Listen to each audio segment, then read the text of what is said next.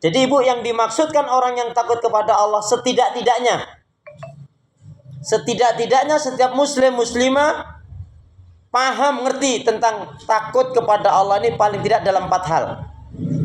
Yang pertama, ya saya akan sebutkan dulu poin-poinnya ya, nanti ulasannya. Jadi yang dimaksudkan takut kepada Allah, yang pertama adalah takut jika Allah mencabut petunjuk dan hidayah dari dirinya. Nauzubillah min dzalik. Ini ngeri loh, Bu.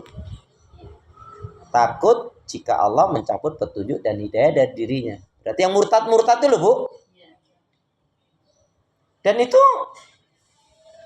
kita harus ngeri. Kenapa? Karena gejolaknya hati itu lebih dahsyat daripada gemuruhnya hati itu lebih dahsyat daripada gemuruhnya air yang mendidih. Jadi kalau ibu masak air mendidih itu,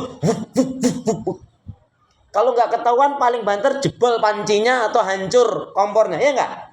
Sifatnya duniawi saja. Tapi kalau hati sudah koyak, udah robek, udah rusak, aduh, sulit. Seperti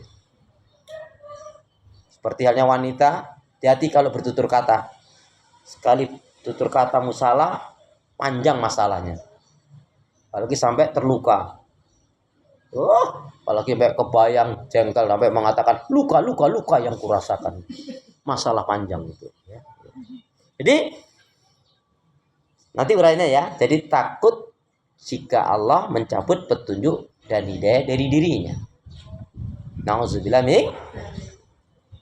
Yang kedua, takut jika melanggar hukum aturan syariat Allah. Makanya orang yang beriman itu, Bu, rasa takutnya sangat betul. Apalagi kalau dia baca ayat tentang neraka, contohnya dalam surat Al-Kahfi itu kan, masih ingat ya? Surat Al-Kahfi surat 18 ayat 29 itu kan gambaran neraka itu yang minta tolong, minta minum, diberi air minum dari besi yang mendidih, yang apabila diminum menghanguskan wajahnya dan menghancurkan isi perutnya, ya. Dan neraka itu banyak dihuni oleh kaum yang durhaka, malah daftar.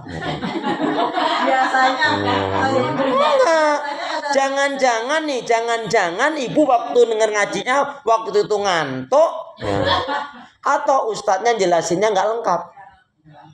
Jadi gini, ini paham ini, ada keterangannya. Neraka itu banyak dihuni oleh kaum wanita. Itu baru koma. Wanita yang gimana yang diancam neraka? 1, wanita yang punya sifat judes, cerewet, bawel, nyinyir. Wanita yang suka marah-marah, yang gak jujur. Wanita yang suka ngumbar aurat. Wanita yang suka nyakitin anak mertua. Biarin. Ini bahasanya wanita. Kemudian wanita yang suka ngungkit-ngungkit kebaikan. Wanita yang kurang mengimani takdir. Ya, wanita yang apa? Yang suka nunda-nunda sholat. Punya utang nggak ngomong sama suaminya. Banyak lagi utangnya. Wanita yang suka gibah ngerubing ngegosip. Gosip makin digosok. Tuh ngaku sendiri. Astagfirullah. gosipnya sama suami gimana? Gosip apa lebih-lebih? Gosipnya sama suami itu gosip yang paling dahsyat. Pak sini Pak. Ternyata Pak, ya Allah Pak, Papa tahu nggak? Dia itu orangnya Pak. Masa sih Mah? Papa aja nggak tahu. Aku tiap hari. Katanya gitu, Insya Allah. Iya Allah. Serem. Ya, naudzubillah min. Alhamdulillah, di sini wanita-wanita yang solihah. Tiap malam tahajud, ya. Tiap hari baca Al-Quran. Banyak doa zikir istighfarnya. Pemaaf penyantun, penyabar, dermawan. Gak pernah marah-marah. Gak gibah ngerubing ngegosip, ya. Amin ya robbal. Jadi yang kedua tadi adalah takut jika melanggar hukum aturan syariat Allah. Yang ketiga, takut jika dicampakkan ke dalam azab nerakanya Allah. Tadi Ya dalam surat Al-Kahfi tadi contohnya naudzubillah min dzalik, ngeri sekali ya Bu ya. Jadi penduduk neraka itu makan minumannya terbuat dari besi yang mendidih atau dari darah dan nanah yang panas yang bau busuk yang naudzubillah min dzalik. Ya. Nah, kalau makanannya zakum ya, cemilannya itu kalau makannya zakum. Zakum itu buah yang mengeluarkan api, memercikkan api. Baik. Nah, yang keempat ini Bu. Nih. Takut yang keempat ini yang jarang disadari dan banyak juga yang belum tahu. Apa itu? Takut jika di dalam ujian ditinggalkan oleh Allah. Ngeri gak Bu? Nah, ngeri banget nih. Takut ketika dalam ujian ditinggal Allah atau tidak ditolong oleh Allah. Aduh Bu, habis Bu orang Bu. Ya enggak? Seberat apapun Bu ujian, kalau Allah menolong selesai urusannya. Walaupun harus sakit-sakit dulu, ya. Walaupun harus berat sekali, tapi endingnya baik. Tapi Bu, seringan apapun itu ujian kalau Allah tidak menolong kita. Aduh Bu. Berapa banyak contoh nih. Contoh hari ini kita lihat, saksikan, dengar. Ya Allah, kadang-kadang hanya sepele saja cerai. Hanya sepele saja ngebunuh, ya kan? Hanya sepele saja, naudzubillah min dzalik, enggak pantas deh Bu. Sampai jual diri, kehormatan. Itu kan semuanya kan kaitan dengan ujian kan? Saya ulangi, ingat deh Bu, hidup ini pilihan. Makanya apa? Tentukan pilihan, hadapi kenyataan, kembalikan, sandarkan kepada Allah. Mau tumbuh atau layu? Mau bangkit atau sakit? Mau susah atau mau bahagia? Mau begitu-gitu saja atau mau berubah? Tergantung diri kita. Tentunya tadi, tentukan pilihan, hadapi kenyataan, kembalikan, sandarkan kepada Allah. Wa idza sa'alta fas'alillah, wa idza sta'anta fasta'in billah, wa idza tawakkal tawakkal 'ala Allah. Kalau kamu minta kepada Allah, kalau kamu mohon kepada Allah, pun kalau bersandar tawakal Allah hanya kepada Allah.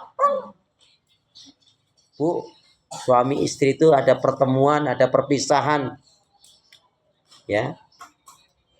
Ibu-ibu kalau ditanya sebaiknya yang meninggal suami dulu atau istri dulu? Suami. Kalau istri dulu kan nggak bisa merawat anak. Belum tentu. Kalau dia dapat istri yang baik lagi, mana pengertian? Ya kan nggak tahu kan? Iya. Jadi maunya ya nggak bisa lakinya aja dulu. Astagfirullahaladzim. Nggak apa-apa Bu. Yang kenceng juga suami nggak denger aja Pak. Ya soalnya Tapi betul. tetangga satu laki-laki. Istrinya meninggal belum juga kering itu kuburan baru 24 hari. Oh itu kreatif itu. Tapi betul Bu. Saya punya murid ya sekarang umurnya sudah 77 mungkin. Ibu itu dulu bilang. Ya, ibu itu bilang gini. Ustaz, saya pernah berdoa, saya minta agar Allah mematikan suami saya dulu. Saya kan nggak tahu alasannya kenapa Bun. Ya, kalau suami meninggal dulu insya Allah anak-anak kan saya bisa ngopen dengan pertolongan Allah, dia bilang begitu. Saya terus terang khawatir kalau saya meninggal dulu nanti anak-anak nggak kopen gitu. Ya saya mau nggak usah debat lah sama orang tua juga gitu ya. Mana udah mama lagi kan, nggak baik juga kan Bu ya. Walat nanti. Saya iyain aja deh gitu ya. Tapi memang kebanyakan sih ya adalah wanita yang ketika ditinggal mati suaminya, kalau dia wanita yang berkelas ya sudah qadar Allah.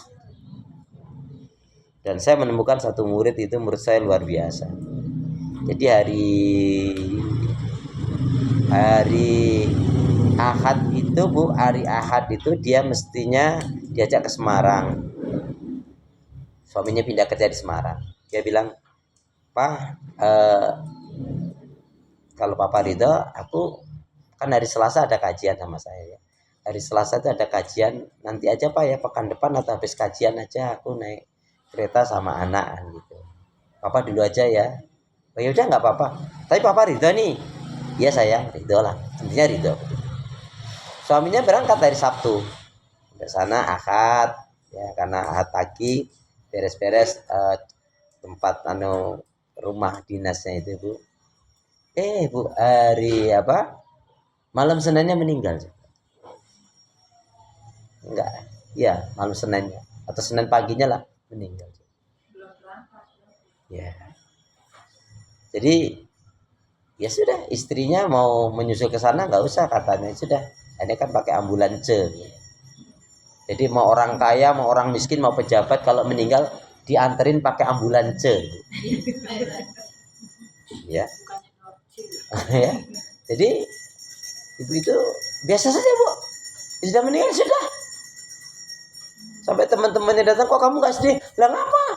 Wong dia miliknya Allah, dipanggil oleh Allah kok. Emang kalau aku nangis sampai terus dia hidup lagi, malah gitu Bu.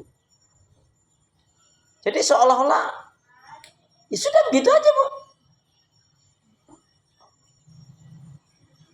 Apakah ini istri yang nggak solihah?